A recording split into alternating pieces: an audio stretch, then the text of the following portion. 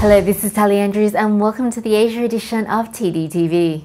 And that's if travellers from Asia Pacific are less likely to carry large sums of money from home, opting instead to withdraw cash at the ATM once they arrive, according to a new consumer survey by Visa.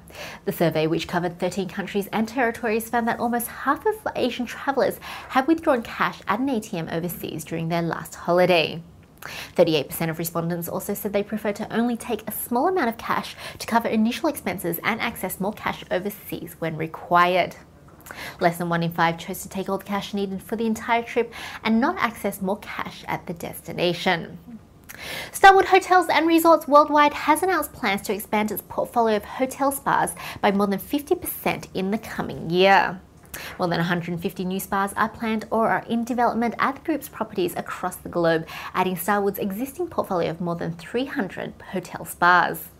Starwood will ramp up its branded spa concepts dramatically this year, with Sheraton, St Regis and Le Méridien to debut their own exclusive in-house spa brands to meet guests' growing demand and rising expectations. In other news, Phuket is preparing to host one of Asia's largest sailing events, the Phuket Kings Cup Regatta, next month, with entries so far suggesting that this year's event may be the biggest to date. Held from the 4th to the 11th of December off Carter Beach, the Phuket Kings Cup Regatta has so far received 97 entries from across the world, including Hong Kong, Singapore, China, Malaysia, the Philippines and Thailand. Last year's event attracted a record 111 entries, but organisers are hopeful that next month's event will exceed that. The economic benefit of the regatta to Phuket is estimated in excess of $3.3 million. Meanwhile, AirAsiaX, the long-haul arm of AirAsia, will launch flights between Kuala Lumpur and Paris from 14th of February next year.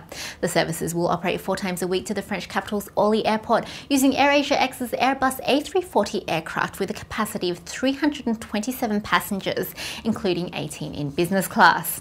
It becomes the airline's second European destination following London. AirAsiaX will launch the route with fares from just $159. And finally, in today's news, Accor has sealed a partnership with the Bentan Group to develop at least 8 newly built Ibis hotels across major cities in Vietnam. The companies have already commenced construction of the Ibis Saigon Centre in Ho Chi Minh City, with the hotel scheduled to open in 2012. Other developments will rise in Hanoi, Ho Chi Minh City, Da Nang and Bien Duong as the group taps into strong domestic growth and significant foreign investment. And that's it for today. Thanks for joining me on the Asia edition of TDTV. We'll see you again next week.